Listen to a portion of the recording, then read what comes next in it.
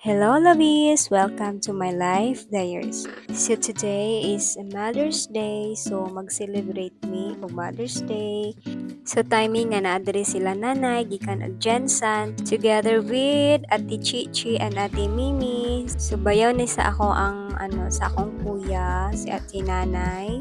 So gikan ni sila og Jensan together with the apos, mga anak sa akong kuya kanang babae ug kanang isa ka lalaki nga katong dako si Andrew. So a simple celebration lang no kay panagsa lang pod sila makaadto diri og timingan pod na Mother's Day. Simple banding lang sa family bisag dili kompleto okay ra jud kaayo pod.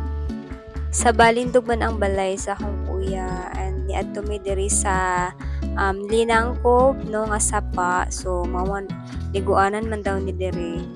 In fairness, bag-adto na mo dito no, okay, padang sapa, and naana po yung nangaligo dayon, then naana po nag-video, okay. So, gipili na mo nga mangita mig pwesto, no, dito dapit sa landong para makaset up ni og table, no. So, naay bayad dira ang table, no. Kay katuna mo yung sa sapa, napabayad sila. Ipuso lang yun niyo yung basura nga taro mga lovies para dili hugaw tanawon o kaadto. So muna si Mama, Happy Mother's Day, Mother. So 60-year-old na siya mga lovies bago lang yun kaayo. Nga na dayon may mga lovies kay gipanggutom na makagutom jud maligo. Nagsuba-suba na diri akong kuya. Ug wala na mo natarong og set up among table kay ano manggod siya kanang batuhan yan.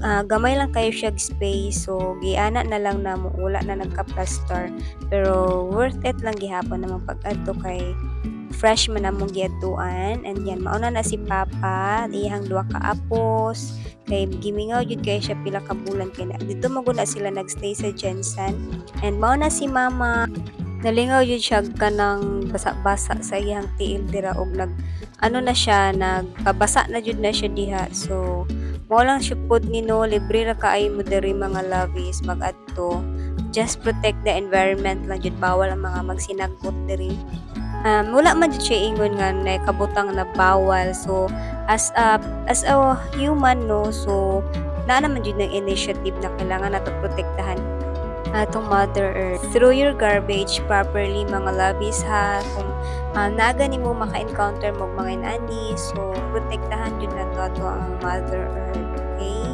mauna na akong mga mangod og si Mama nalingaw na jud sila og basa-basa diraw ako na inganyo na pud ko so nagtunog na pud ko sa sapa no so nice kaayo kay bugnaw ayan so wala lang jud kaayo ko nagpabasa no dira lang kay init jud kay dira mga lovies wala lang kay ko nagdugay diha no. Okay pud ang sapa, maka-swim, makalangoy-langoy pud ka dira no. Napud sila'y salbabida, so ila po nang ginaparentahan. So, na 30 pesos, na 50 pesos, and just bring your own food lang yun diri mga lovies.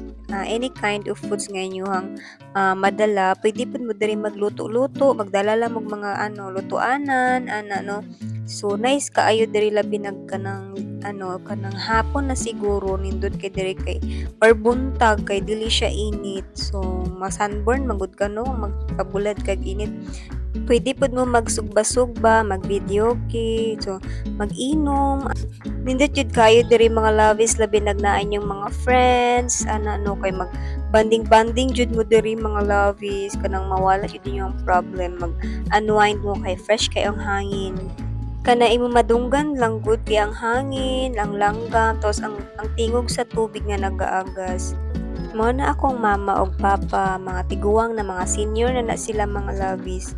So naglaag-laag lupot sila no kay spend time kay tigulang nabiya pud sila diri sa kalibutan. So habang naatay time, naatay exact na money na magasto, so laag-laag lang jud mga lovies kay life is short in saying.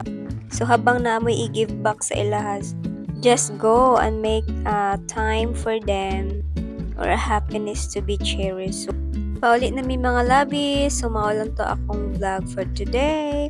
See you again in my next vlog. Bye!